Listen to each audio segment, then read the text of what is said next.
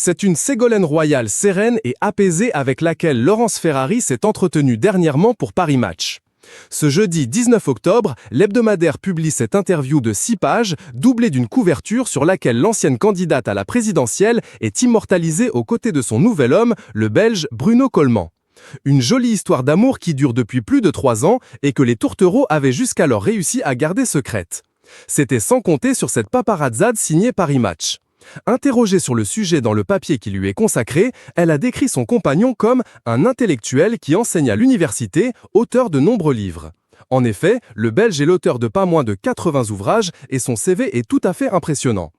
Post-chaired by Paris Match, at Paris Match.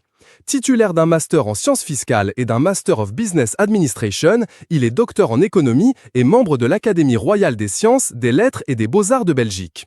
Sa carrière a commencé chez Arthur Andersen, une société spécialisée dans l'audit, les services fiscaux et juridiques, la finance d'entreprise et le conseil. Puis il est entré chez ING avant de poursuivre sa carrière en politique. En 2006, il a effectivement été nommé chef du cabinet du ministre des Finances belge, puis président de la Bourse de Bruxelles. Aujourd'hui, il est président du groupe Broderode à Luxembourg. Impressionnant, n'est-ce pas ?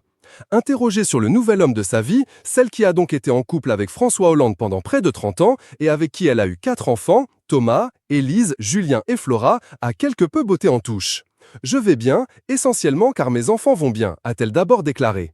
Tous les 4 ont travaillé dur et sont épanouis dans leur vie professionnelle. Ils sont tendres avec moi. C'est tellement précieux, malgré le temps donné aux autres par mes fonctions. Voire politique, d'avoir ce sentiment maternel accompli, a concédé Ségolène Royal. Celle qui est désormais chroniqueuse pour Touche pas à mon poste, a-t-elle renoncé pour autant à ses ambitions politiques ? Pas le moins du monde. Aujourd'hui âgée de 70 ans, elle l'assure. Elle entend bien constituer une liste d'union de la gauche pour les élections européennes de 2024. Il faut du temps pour faire l'union. Le plus inquiétant, c'est que la gauche est menacée de disparaître. Si elle est divisée, elle peut disparaître. Qui aurait pu imaginer que le PS, avec ce qu'il a été, puisse tomber à 1,75% lors de la dernière élection présidentielle, a d'ailleurs regretté la femme politique dans le même papier de Paris Match. Voyons donc ce qu'elle nous réserve pour la